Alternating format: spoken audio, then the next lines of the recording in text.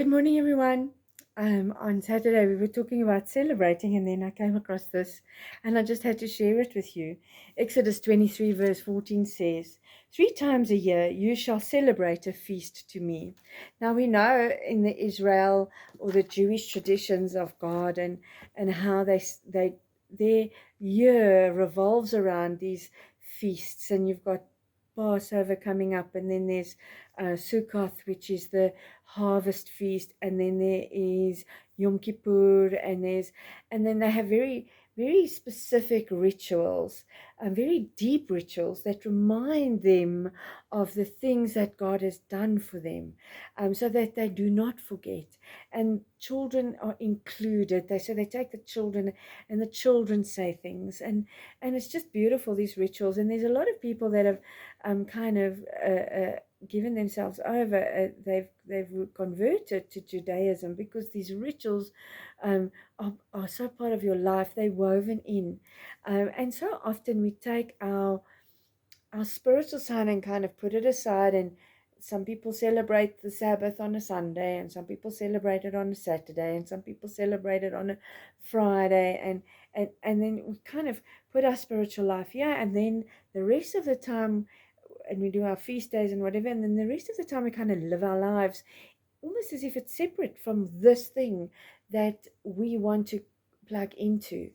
And instead of staying plugged in all the time, we kind of sometimes distance ourselves. I know for very many years that's how I lived my life. I went to church. I'm a good person. I have great empathy for people. But now when something good happens, I go, thanks, Lord. Or if something I can't understand what's going on, I go, Lord, help.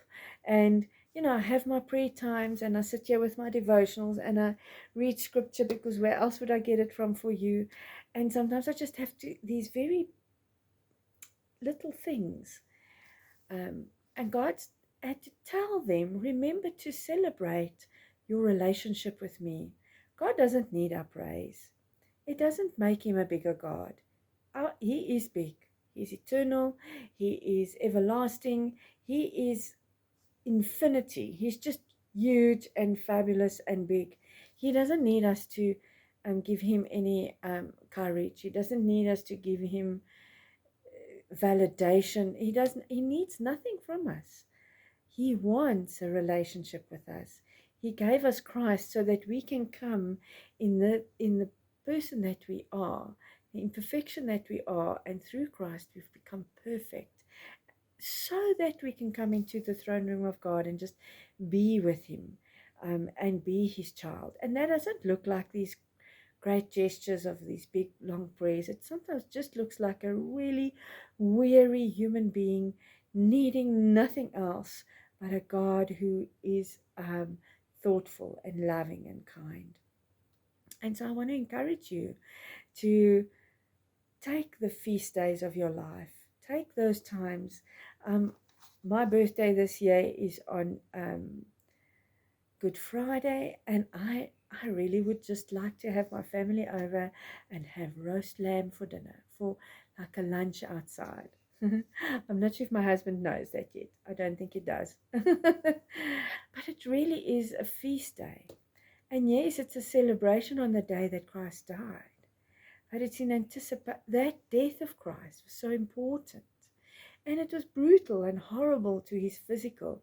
And it was not something that, if you knew what he had to go through to get there spiritually, because he is God and he had to become man. I mean, it's like you're putting on an old pair of jeans and wearing it to a wedding.